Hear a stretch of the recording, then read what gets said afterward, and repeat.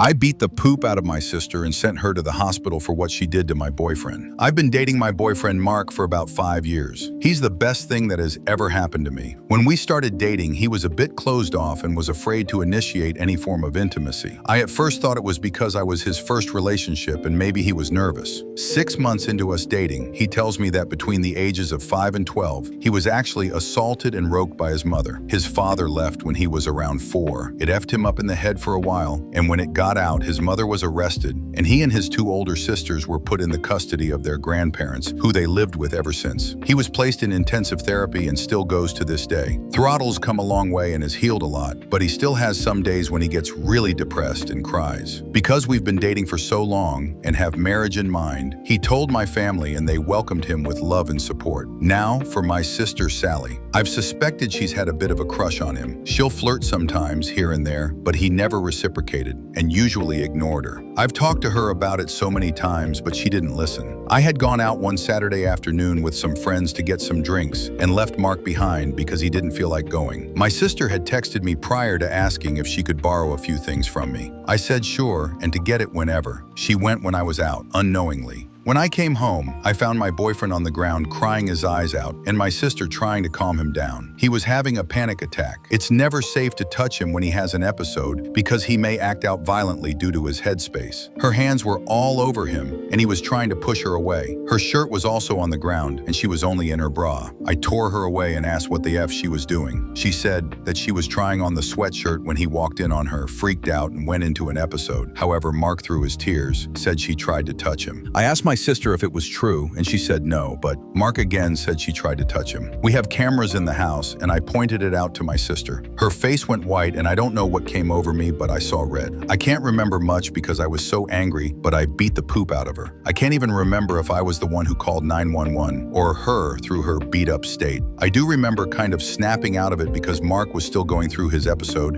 and I could hear him cry louder and I had to help him through it. It's all a haze. I broke my sister's nose, gave her a black eye, and bruised her ribs. She was in the hospital for a few days. Update: I don't have the recording anymore. It was too painful to keep, let alone watch, but the tape showed Mark answering the door. Our cameras don't have sound recording, but Mark said that when he answered the door, she told him that she was there to get my camera and sweatshirt. He said okay and let her in. He was watching the television, so he went back to his show while she walked into our room. She called out to him for help, and the camera showed Mark getting up to help her. I don't remember how long they were in there, but the tape showed Mark rush out of the room while holding his hands out as if trying to stop an attacker. My sister then emerged half naked while holding onto her shirt. Mark backed up into the kitchen, still holding his hand out as she advanced towards him. Mark said he was telling her to put her shirt on and to leave, but she kept saying something along the lines of, "Hey, it's okay. I just need some help, that's all. And you're a nice guy, just help me out a little like a Solta." I think by that point he was declining into a panic attack as he started shaking. My sister took that opportunity to hug him. She said she did it to try and calm him down, but the tape showed her kind of grinding up on him. He pushed her away and fell to the ground, crying and screaming. She then got down by him and was trying to wave her hands through his hair. Her other hand was also moving up towards his crotch. I remember from the tape seeing Mark flinch backwards and try to push her away. She always moved back closer to him. A few minutes later is when I got home and beat her to an inch of her life.